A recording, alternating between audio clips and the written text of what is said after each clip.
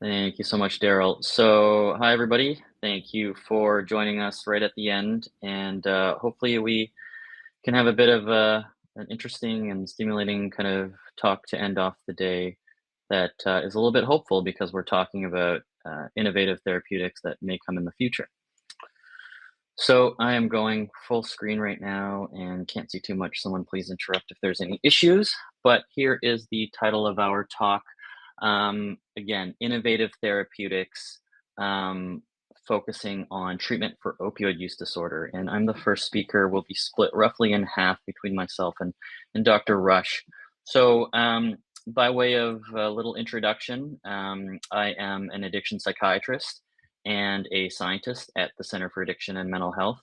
My primary appointment is with the Institute for Mental Health Policy Research, and my clinical appointment is with the Department of Psychiatry at the University of Toronto. And basically, in addition to my clinical practice, I'm interested in developing novel therapeutics through clinical trials and understanding neurobiology for the treatment of substance use disorders. So it's a great pleasure to speak with you all. So real quickly, my only disclosures is research funding, mostly from federal and other philanthropic foundations, and I won't be making any specific medical advice or personal recommendations on any of these novel therapeutics. It's a little bit too early for that anyway. And the focus will be on peer-reviewed research evidence. And I welcome all feedback from the audience if there was any issues with bias that was noticed. So the basic idea here is that we know opiate use disorder is widely prevalent, with millions of people reporting misuse of opioids in the past year, and an estimated 6 to 7 million people in the United States, at least, with opiate use disorder. And we're being in the midst of a rapidly escalating opioid crisis, which continues to lead to excessive numbers of deaths, fueled by the illicit opioid drug supply, which continues to have more and more toxic substances. And so the scope of the problem is familiar to everybody here, but the shift that we want to talk about uh, uh, to bridge to the novel therapeutics ideas is that the current existing evidence-based treatments are just simply not enough. So relapse treatment resistance, non-response rates are extremely high. What we define as non-response to an evidence-based treatment trial is a little bit fuzzy in terms of how to define, but there are reports in the literature of up to 50% of people that just don't respond to evidence-based treatments, and it's likely higher than that. People who present for treatment, everybody that sees patients clinically know that their patients have already had treatment somewhere else before. And we do know that people who either die of an overdose or show up to the emergency department with a non-fatal overdose have recently received either addictions care or some sort of medical care. And then with that, we know that at least for the pharmacotherapy and biological side of things, our first line treatments have remained the standard for decades now. Buprenorphine and methadone being the cornerstones. There hasn't been any fundamental shifts. I think we've advanced in the way we prescribe these medications, but there hasn't been a new kid on the block in a long time that has really changed and has made a dent in terms of like the population damage that opiate use disorder has. So, within this topic, clinical researchers have always been working on novel therapeutics and novel treatments, and there's really so many things that we can talk about.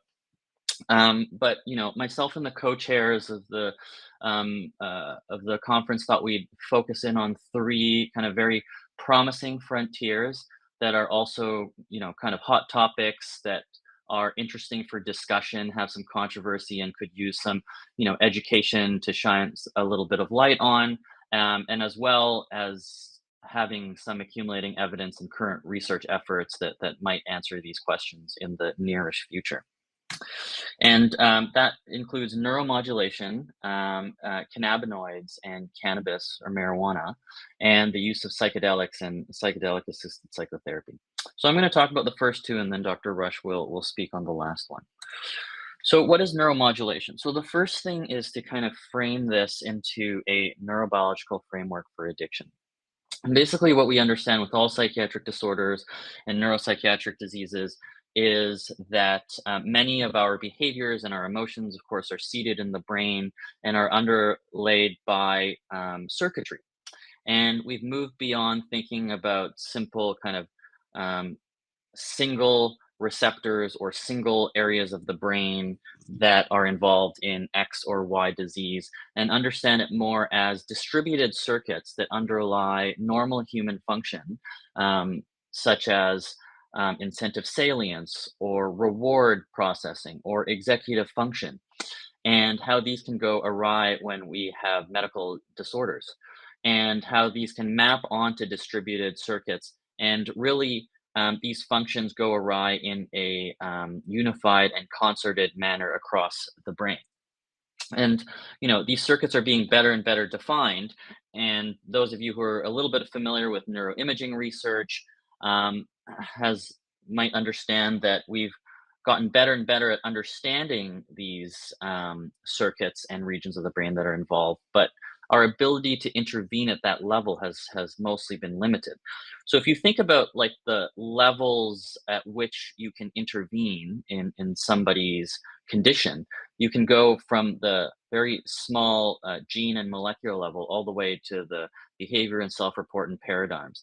And we do pretty well at the molecular level with our medications.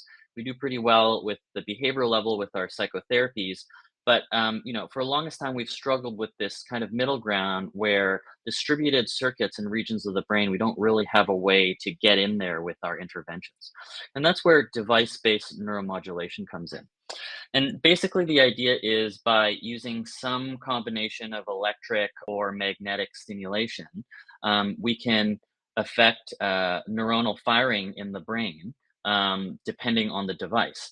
And so, this is like a nice figure that kind of shows that, like medications, there's different kind of modalities that work in somewhat different ways. And one way to understand it is in terms of whether a device stimulates the brain focally or non-focally, which is like widespread stimulation. And then the degree of invasiveness, invasive being things that are surgical, break the skin, things like that, to things that are much less so like that.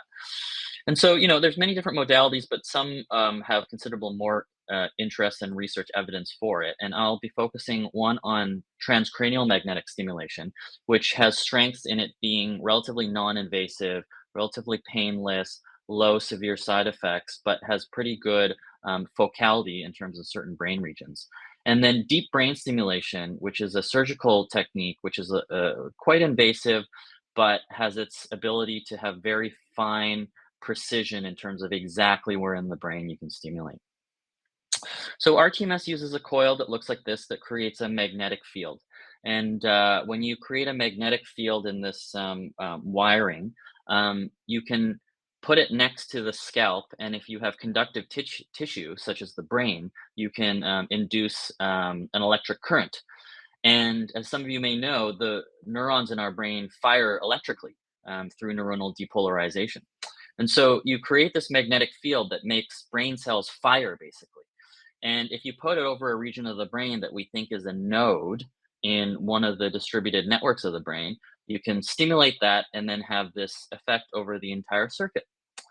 And the idea then is if you repetitively stimulate, hence the R there, you can eventually have these kind of neuroplastic changes in the brain. So essentially, the circuits begin to change functionally as well as structurally. And we've begun to use this in mental health for a bunch of other conditions now. RTMS is actually widely approved and widely used for the treatment of major depressive disorder, anxiety, OCD, and has been FDA and Health Canada approved for a long time. But if brain and behavior diseases converge again in the brain, then the idea is we can use RTMS, figuring out what the circuits are in the brain and stimulating to alleviate those symptoms.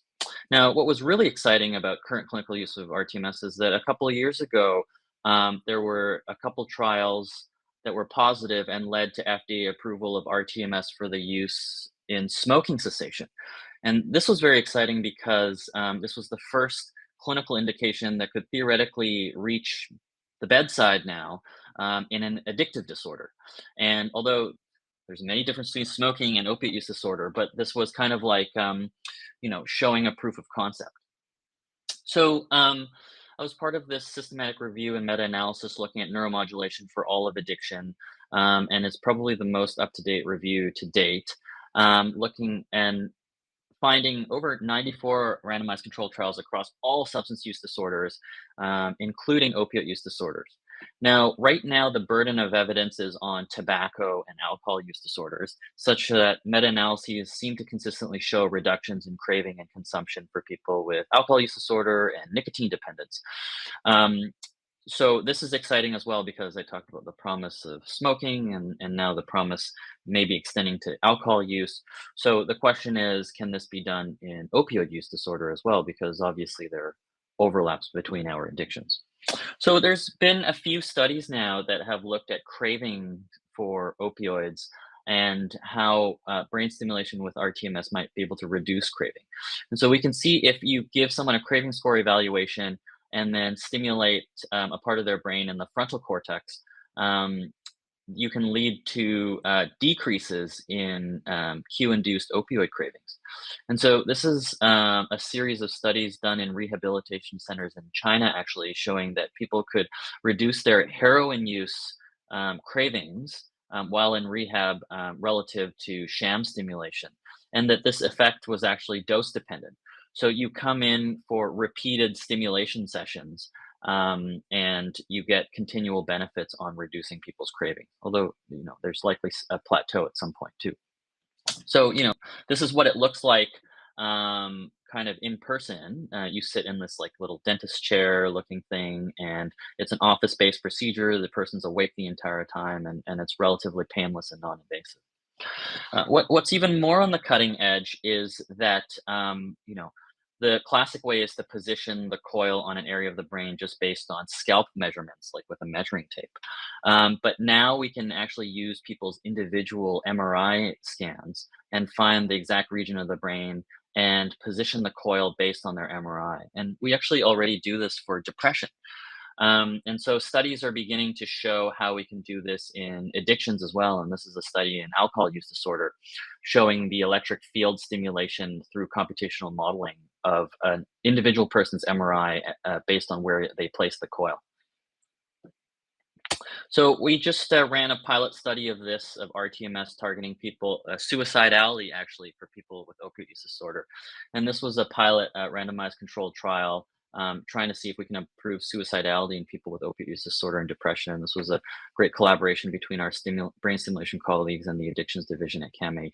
And we'll be releasing those findings soon. But we recruited a handful of participants and showed that we were able to stimulate safely in patients that are having a history of opiate use disorder and currently on OAT. So another modality is deep brain stimulation. And what's interesting about this modality specifically is that there is a long history of its use and thus its relative safety in people with neurological diseases, such as Parkinson's disease and essential tremor, as well as epilepsy. And so, this is a great kind of way for addictions research to springboard off of, because this is being kind of done in our hospitals around Canada already, at least in the academic sites. And so this is a way of placing through a day neurosurgical procedure an electrode in the brain. And the benefits of this is it can actually reach deeper targets in the brain that are related to the reward circuit, which actually RTMS has trouble reaching because RTMS just kind of reaches superficial cortical areas. And so, areas like the nucleus accumbens and places that are involved in dopamine release with substance use can now be stimulated to hopefully modulate those behaviors. And there's been now a couple of case reports and case series published in the literature, and here in Toronto we wanted to get into this and explore it as well. And so through a collaboration with the functional neurosurgery folks at the University Health Network and the Peter Bohr Center for Addiction Research in McMaster, we decided to try one proof of concept um, case, implanting deep brain stimulation to the nucleus accumbens of a patient with severe opioid use disorder.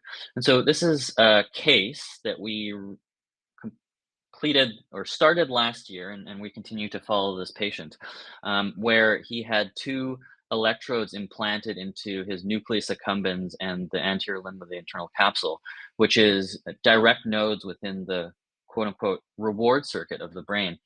And as you can see, this is a pretty severe opioid user who is an injection fentanyl user, along with cocaine, that did not respond to standard treatments.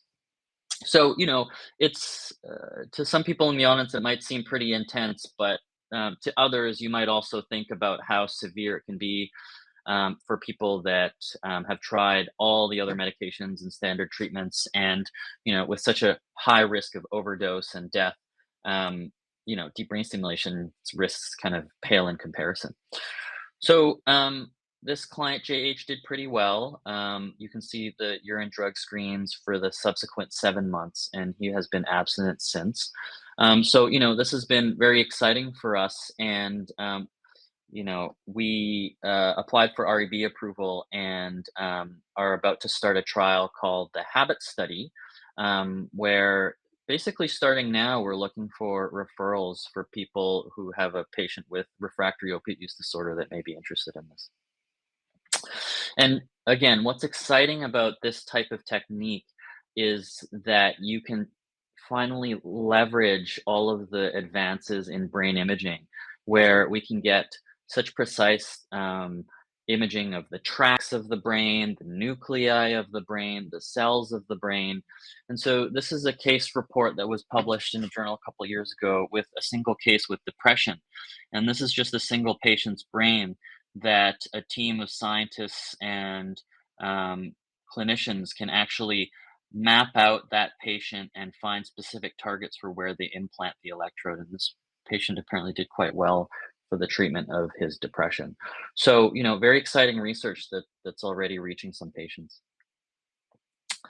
So that's neuromodulation. I'm looking at the time, so it's a pretty quick and hopefully not too jarring um, transition to talking about cannabinoids as another potential avenue for therapeutics in people with opiate use disorder. So the idea is that, there's been a long line of preclinical research in animals showing that, THC and cannabinoids could actually reduce opiate withdrawal in opioid dependent animals. And the idea, there's different models of this, but within the stress system that mediates the locus coeruleus that releases norepinephrine and is involved in stress, and as some people may know, is related to why we use clonidine and things like that for opioid withdrawal, um, is that cannabinoids can act on that same kind of system to reduce the stress and withdrawal symptoms with it. And interestingly, again, even though this is quite avant-garde, the 37 states in America has actually authorized medicinal cannabis for opioid withdrawal. So some people are already using it kind of off-label. And there are some RCTs to show that using synthetic THC can lead to benefits in opioid withdrawal. And what's interesting about this is in more epidemiological studies, you can see that people that have opiate use disorder or people who are in opiate use disorder treatment that also just smoke weed, um, you know, first of all, don't seem to have worse outcomes. So that's kind of like a first bar to clear, right? So in this meta-analysis, it's looking at all studies of patients that were either on methadone or on Suboxone, or it was mixed, and looked at whether they have a history of cannabis use, and whether it's for recreational or medical purposes. And it at least did not kind of do the gateway thing, which was increase opiate use, increase other drug use, and things like that. And that was kind of found in more local data too, with this study by a McMaster team, which found that in addiction medicine clinics in Ontario, people that use cannabis were not associated with either more or less opiate use. And qualitatively, that's what patients tell us as well. So they asked all of their patients whether marijuana affects your treatment, and most people don't perceive any impact for that. So, it's important to understand that maybe there's no negative effects as well. What about actually administering like medical cannabinoids for OUD? Well, the only studies so far have been with CBD or cannabidiol. And in some of these recent trials, it's shown that using CBD can reduce opioid cravings in people with OUD. And interestingly, in these studies, they were not on OAT. For just THC alone, using dronabinol, it was only studied for opioid withdrawal. These were people that were stopping their opioids so that they could start OAT. But in the middle of that, they were given dronabinol, and it showed that it was superior to placebo in reducing opiate withdrawal. So the last thing about that is just cannabis use is one thing, and cannabis use disorder or cannabis addiction is another thing. And so, there's a fine line because in many cannabis users, there's daily cannabis users, and then within that, many daily cannabis users actually can be identified to have a cannabis use disorder. So some estimates showing 30% of people that use daily cannabis may actually be able to be diagnosed with cannabis use disorder. So, this study shows that in people with co-occurring OUD and CUD, there may be some negative effects which could be safety risks. So, for example, in this many hundreds of thousands of veterans in the VA, they found that if you had a cannabis use disorder, had a higher likelihood of psychiatric admissions and a greater chance of homelessness, I guess, psychosocial instability. But on the other hand, you did have lower opioid prescriptions as well. So, the question is there a threshold for how much cannabis should someone should have, and how we screen for that? So these are kind of like the two things that might be interesting. The last thing about cannabinoids is kind of highlighting this body of work, which is asking whether cannabinoids can be used as an analgesic. And as many of you know, medical cannabis is already often used for this, right? For pain control, especially chronic pain and neuropathic pain. This is a good systematic review and meta-analysis that I found that's only a couple of years old, which basically summarizes it like the preclinical studies are a bit unanimous on it being an opioid-sparing analgesic, but any RCTs of cannabinoids for pain have had mixed effects. So, more needs to be studied on that in terms of probably the right dosing and the approach of using cannabinoids. So thanks for listening. That was a little bit of my kind of 2 cents on two very interesting frontiers in novel therapeutics, highlighting a little bit of our own work here in Toronto and at the Center for Addiction and Mental Health. So yeah, if you're interested in these topics, contact me about it. Once again, my name is Victor Tang. I'm a psychiatrist and scientist at CAMH. And a big thank you to my funders and collaborators across CAMH and abroad, and especially the students that helped me run these studies.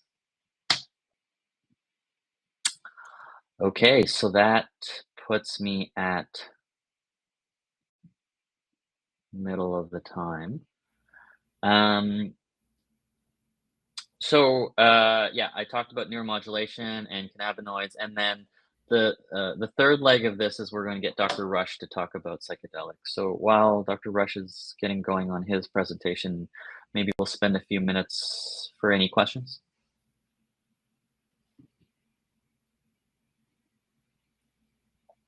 Hi, Victor. We don't have any questions in the chat yet, but a couple questions that came to me is that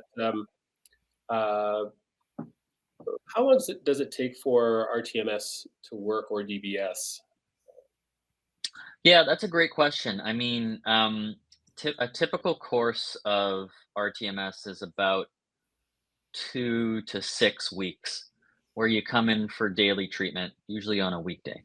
Now, the range of that depends on just first the study and the resources of that study. It depends on like the type of disorder. So the best evidence ones like depression and OCD are 4 to 6 week treatments. So we're thinking for addiction, it would at least be 2 weeks, but probably in the 4 to 6 week range. And then deep brain stimulation is exciting because there's enough examples of dramatic cases of if you can hit the exact spot, um, basically a flip of a switch, right? So at least in people with treatment-resistant depression or OCD or something like that, you can have stimulation that actually leads to kind of in the room changes in mood, right? So there is this idea that maybe Mhm. DBS can be a little bit faster acting, um, but there is also a question of whether that attenuates over time. Because with DBS, at least our current standard is you turn on the stimulation, it's just in your brain and it's just stimulating you 24/7 for as long as it's in there, right? And so the question to that is, with the research is, if you get an immediate effect in the early stages, what do you do in the long term in terms of how often and how frequent you stimulate, and does that effect basically dissipate over time? Because I mean, you would imagine anything that's just stimulating forever for weeks and months, it's just not going to be the same for better or for worse, right? Mhm. Mhm. Um, okay, great. I have more questions. I'm sure our participants will as well. Brian, are you ready to go? I think so. Can you see my screen now, dear? Yep, we're all good. And full screen? Okay, so Victor, that was an awesome talk. And I think between you and I, we balance each other out very nicely. So I'm not a clinical researcher, I'm a health systems researcher. So I focus on the healthcare system and a lot of consultation over the years with government and how to invest in services for addiction and mental health. So my interest in the psychedelic space started almost 15 years ago. Not so much, well, certainly not from this kind of neuropharmacological basis, but more like how is this going to go in terms of establishing evidence, but then incorporating these medicines into the healthcare system. So that's a little bit about where I'm coming from. And yeah, so I'm going to present on that. I'll talk to you about this distinction between psychedelic and entheogenic medicine. That's an important one. I'll bring you up to date on the knowledge base, and we'll go from there. So, no dedicated financial support to this work. I've received grants over the 4 or 5 decade career. Homewood Research Institute did provide some funding for a major research synthesis, and I've provided that reference in the presentation. I volunteered for some work with a treatment center in Peru. They provided some logistical and administrative support, and I have no conflict of interest to report on this work, and no relationships with commercial interest. So here's what we're going to cover. I'm going to go pretty quickly through this first part with what are the medicines we're talking about? What are the mediums? In other words, what are the service delivery, the models of delivery? And that's quite varied, you'll see. And the reason I'm going to highlight there is because the research doesn't come only from the clinical research, which is relatively recent, actually, compared to a long traditional use of many of these medicines in different cultures. So you'll see a wide variety of service delivery models, if you will.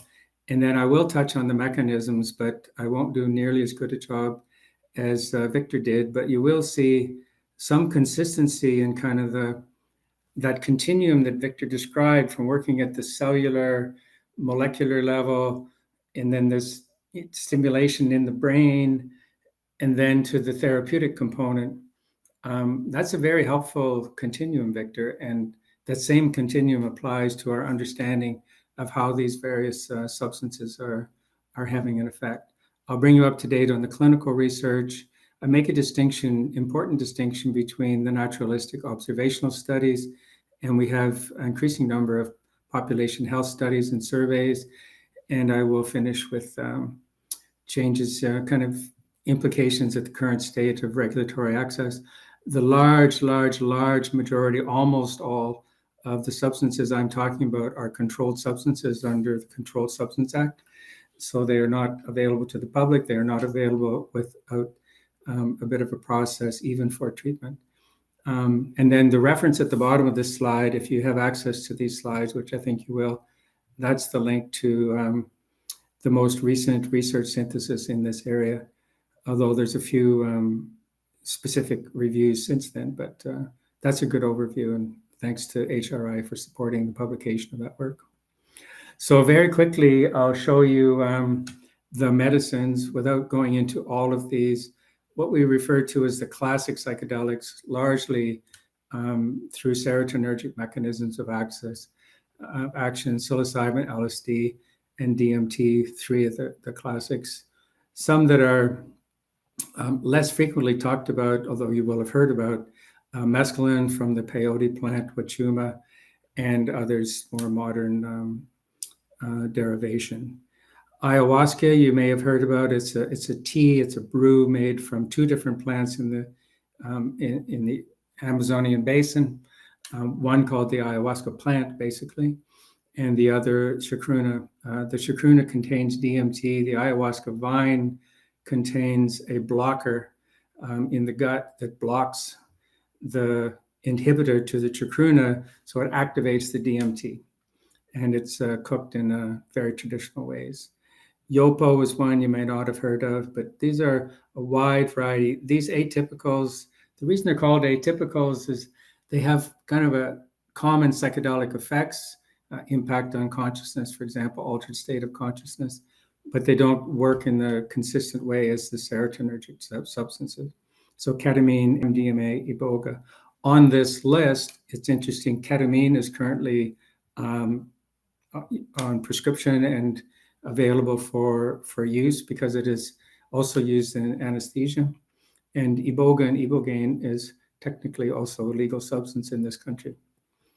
And then I want to acknowledge our Indigenous relatives who think of a wide variety of plant medicines as part of a big family. So they think of substances like mushrooms, substances like peyote, ayahuasca as simply one large part of the package of a bundle of traditional medicine. So psychedelics versus entheogens, there are really important nuances to the meaning. Psychedelics, obviously, it's defined by a non-ordinary state of consciousness, change in your sense of self, and the Western conceptualization of mind manifestation, which is actually the root of the word psychedelic. Entheogens are naturally derived substances used to stimulate a connection with spirit, a sacrament, and highlights the importance of ceremony. So this applies to the peyote ceremony, familiar in Mexico and many other parts of the world now, to the Native American church, ayahuasca, iboga. These are entheogenic substances that are used in a different way, but impact on the brain in ways that also seem to have positive health effects. And a picture is worth 1,000 words, the distinction between a psychedelic in your hand or an entheogen in a cup. So over to the medium, what is psychedelic-assisted therapy? Often psychotherapy is the use of these substances with the therapeutic support, typically broken down into some preparation, support during the experience, and integration after the experience. And psychedelics are viewed as an amplifier or a catalyst to therapy. And this may also include many ritual, therapeutic, ceremonial practices that have contributed to the evidence base on safety and effectiveness. These are just some pictures. This is the classic psychedelic-assisted therapy. The most common model is with two therapists in the room. We now have many healing retreats, many underground, but increasingly above ground. For example, you can go to Jamaica, and it's completely legal to experience a ceremony with psilocybin. Or you can go to Peru, it's completely legal to experience a ceremony with ayahuasca. In Canada, it is largely underground. This shows the shamanic context. There's also churches originating in Brazil that use ayahuasca as a sacrament. And again, I'd like to repeat, the research we have on these substances has built upon these different models. So we've got research that has followed members of an ayahuasca church for 30, 40 years that really helped establish the non-addictive properties of these substances, and no long-term harm, if anything, benefits to overall well-being. So this is a treatment center in Peru where I've volunteered my time for the last decade or so, using ayahuasca in the context of a substance abuse therapeutic community model. It's an accredited program, combines many different components. Historical context, you'll know about this. So these are, there was a lot of work in the early 50s and 60s. Perfect storm kind of shut the whole thing down. And since then, been regulated under controlled substances designation made funding very, very difficult. The reemergence, so why the treatment gap? I think it's pretty clear from Victor's presentation. There's a lot of people just really struggling and not helped by the current options. For me, it's almost like a moral imperative to be looking at anything that's going to be helpful in the toolkit, so to speak, and relying, of course, on the evidence. On the right-hand side, I'll just emphasize again that continuum that Victor laid out. So we've got hypotheses about how these are working in the brain, deep in the brain. And in particular, two things I'd emphasize. One is neuroplasticity, and the other is the default mode network. And if we have time, I'll explain a bit more about that. It's fascinating.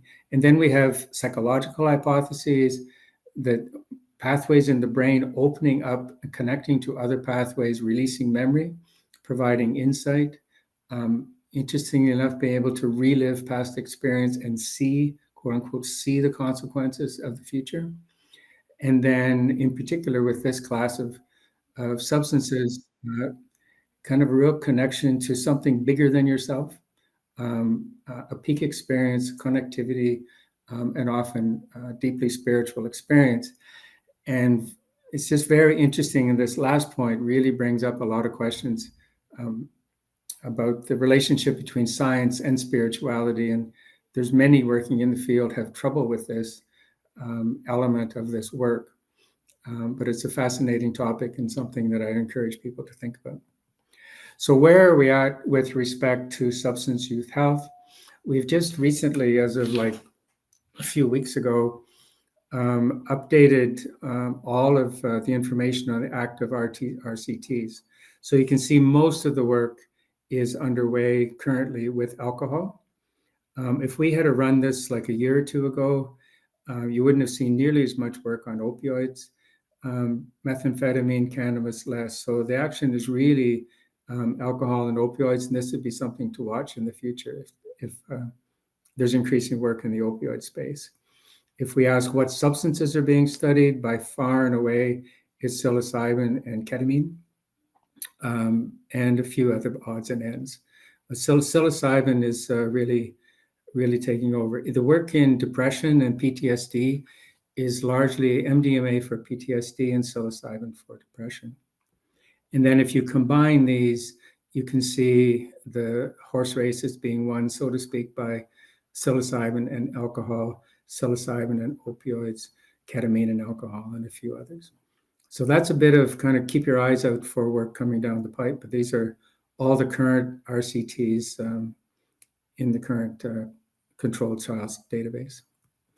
So what are we learning so far? It's interesting, again, as I was listening to Victor's presentation, getting there, I guess, is the right answer. It feels like a good start, especially compared to how this work was really totally shut down not that many years ago. But what we have are largely small scale, open label pilot studies. They're mixed in design, they're mixed in substances, they're mixed in outcomes, they're mixed in everything. There's separate reviews of each of these. There's a review of opioids, there's a review on alcohol, blah, blah, blah. But the overall picture is I would just say, it's a good start in terms of the clinical research. There's work on psilocybin and smoking, alcohol use disorder study. I'm not sure the current status of the Queen study, but I think CAMH is getting underway. A very interesting one recently with MDMA and alcohol by Ben Sess and colleagues, essentially establishing safety profile. I'll talk of the second bullet. I'm kind of skipping around, sorry.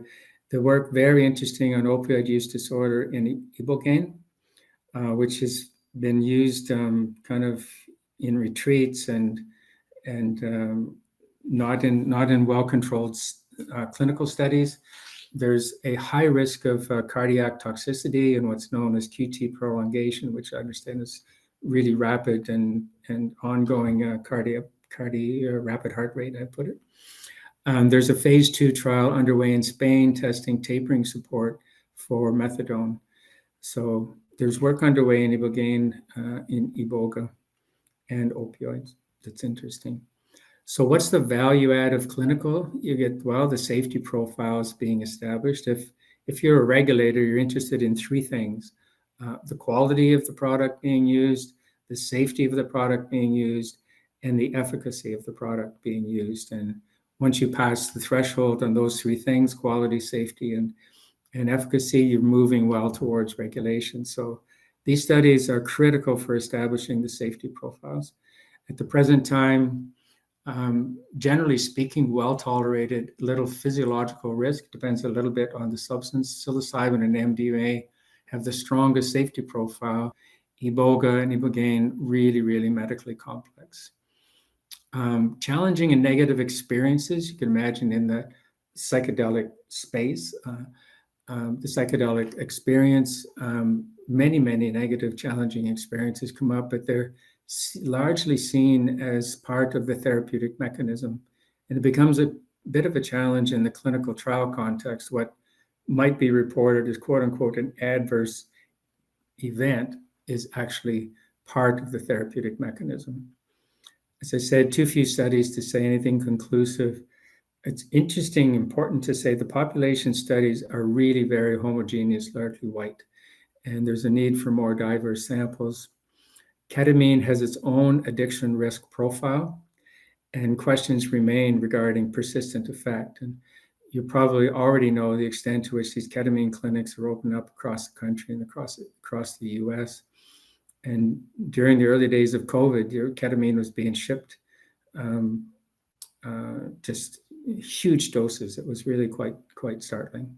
So there is a addiction risk to ketamine, which is the only one of this group that has that at risk. The focus to date is on psychedelic-assisted therapies. More consistency in the therapeutic modality would help us pull this literature together. They're quite varied. And there's a lot of us here in Canada in particular are thinking we need to move towards more collaborative multi-site effort with respect to alcohol use disorder. Opioid use disorder, for me, I think we should be going there simply because of basically the evidence that or lack of same that Victor summarized. I think it's a moral imperative, whether it's with Ibogaine or others, that I think we need to be going there. So what are we learning from naturalistic studies? So a lot of these are done in retreats. A lot of these are done in South America where there are treatment centers using these. A lot of the studies are used with Ibogaine, are undertaken with Ibogaine or ayahuasca. The Ibogaine studies, 7 of them, are really more like case studies. They really do illustrate, quote unquote, potential for facilitating detox from opioids, reducing symptoms of withdrawal and craving. And the risk is managing the medical consequences of the Ibogaine experience. Ayahuasca studies, a lot of them, including some here in Canada, including one that I have led the way in Peru. It's quite dramatic to see the positive benefit related to substance use and other related outcomes, including at 1-year follow-up. So they're not clinical trials, but it begs the question, what do we get from these naturalistic studies? They certainly offer insight into outcome in the real world. They provide what we would refer to as thick descriptions of the patient-practitioner experience that helps us understand complexity of set and setting. It highlights some of these things here around different mechanisms of action. And it raises important questions about safety and adverse events. So these studies have a place. Lastly, what do we learn from population health research? So we have, in particular in the US, the big substance use surveys, national household surveys, for example, that have shown us the relationship between the use of psychedelics and other substances. They do show, quote unquote, higher odds, higher risk of some other substance use, for example, alcohol, cocaine.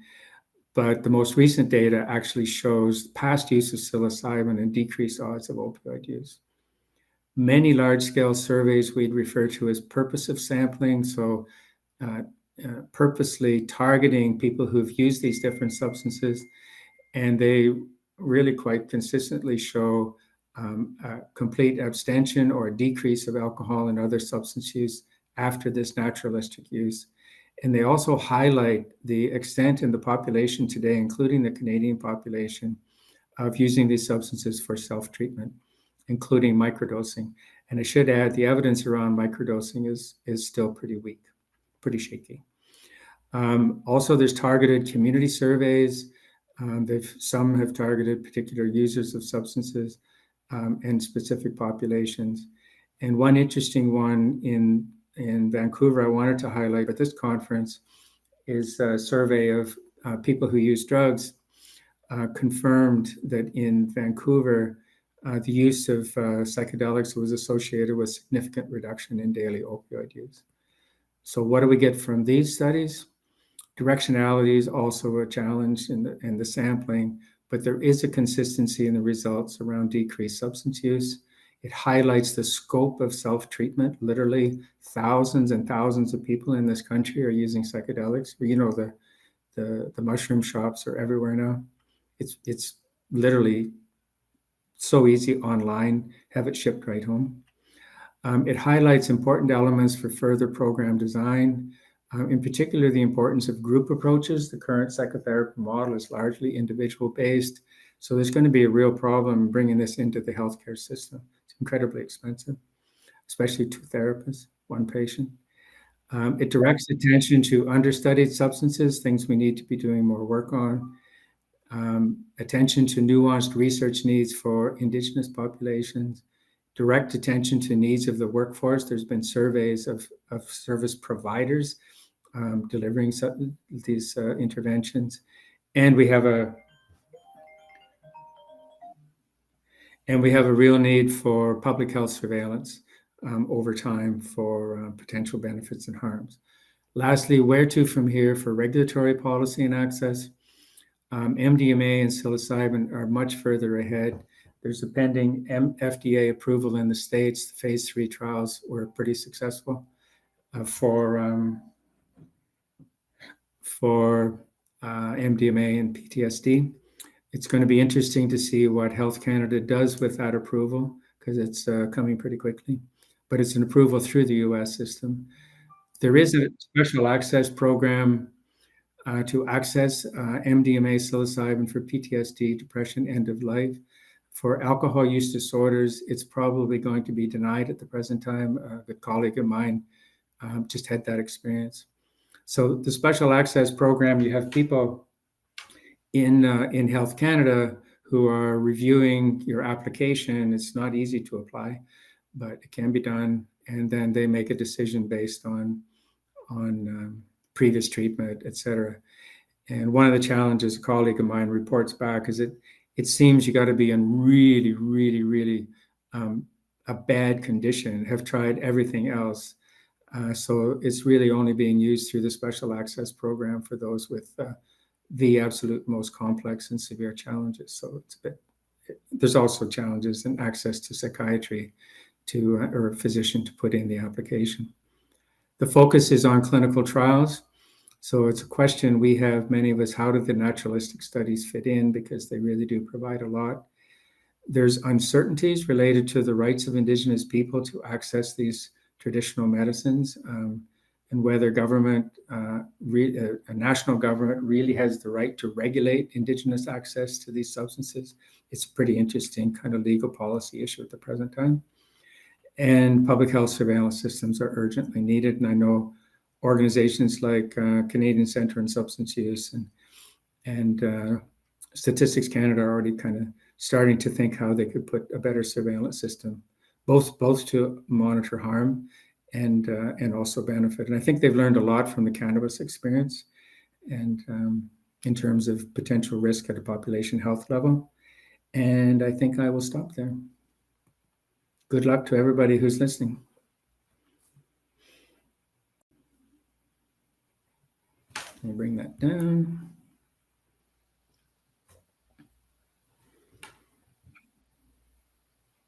Okay. Thank you, Brian and Victor. That was fascinating. Let's move on to our Q&A here.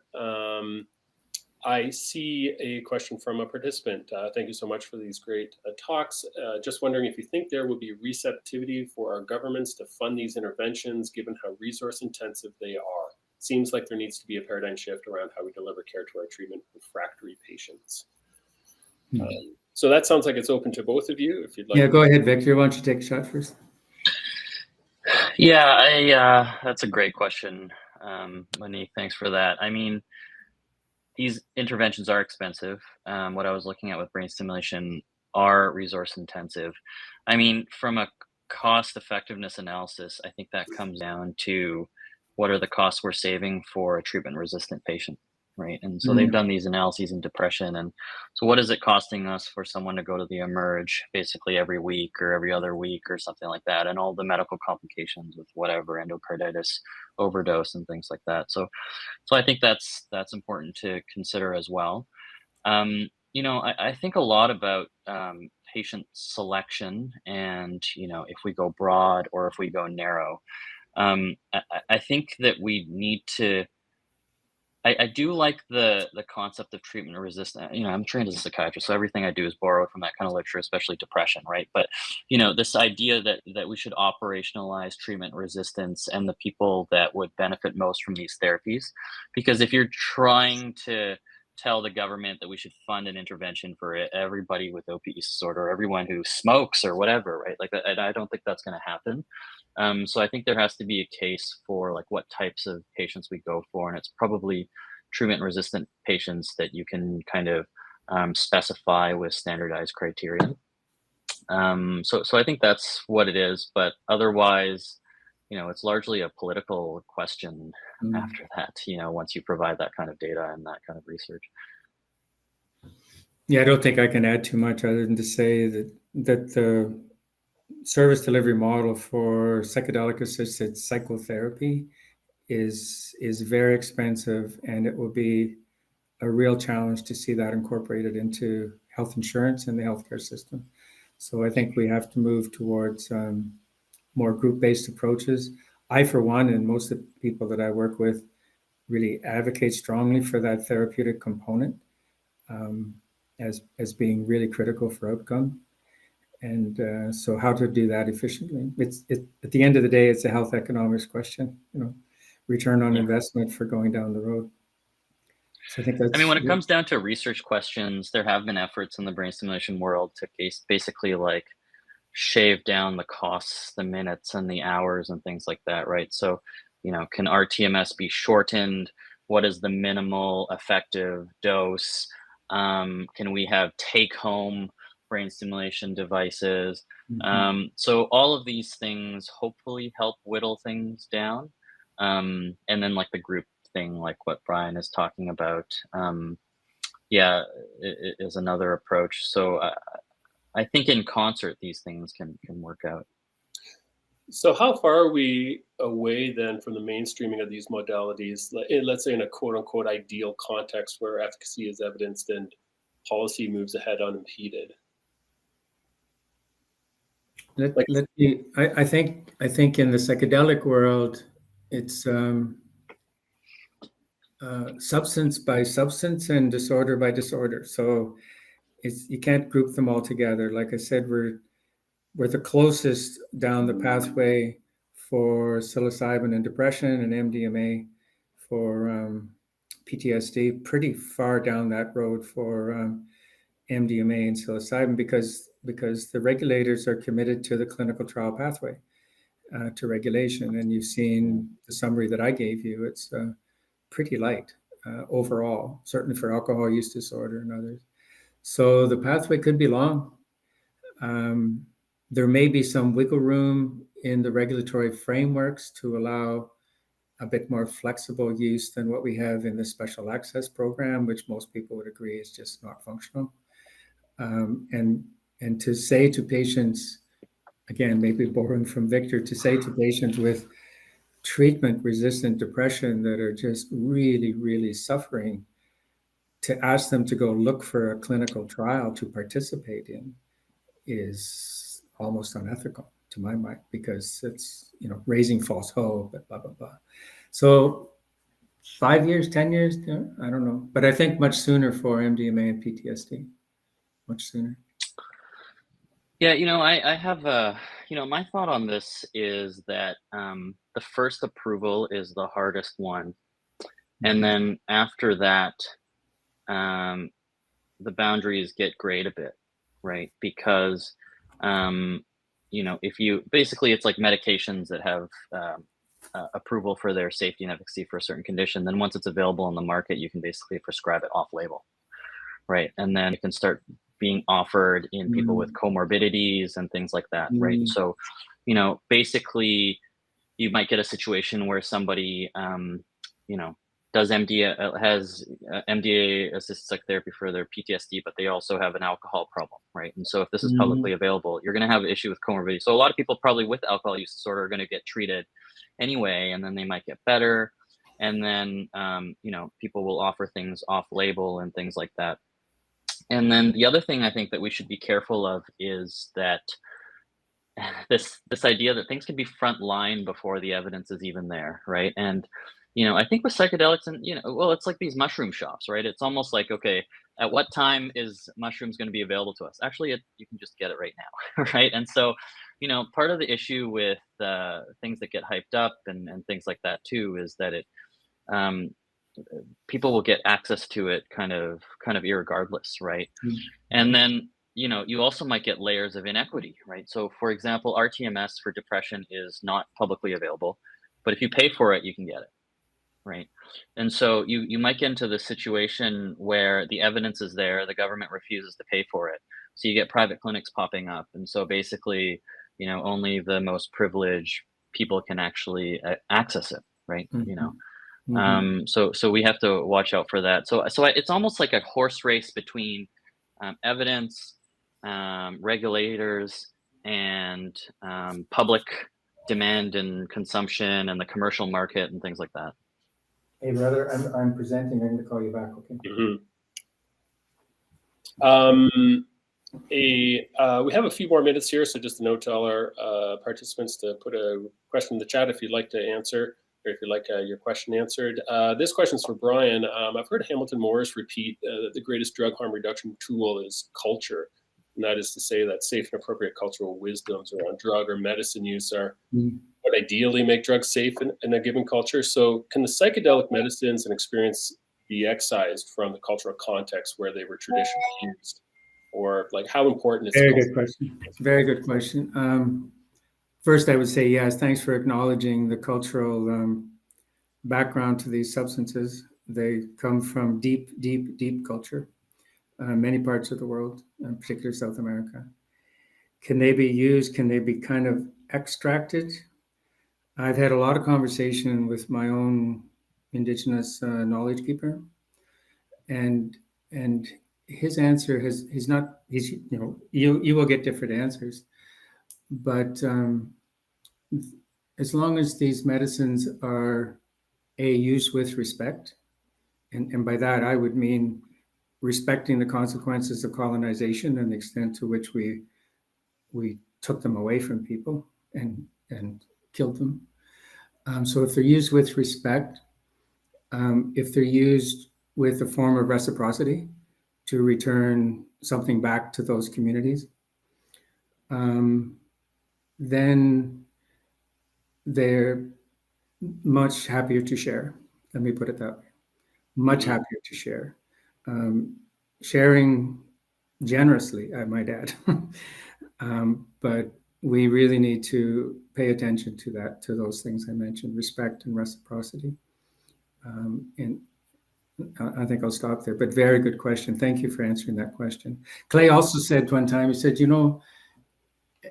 every molecule has a spirit in it. So I was asking him, well, what do you think about MDMA? It's not like a traditional medicine. He said, well, everything alive has a spirit in it.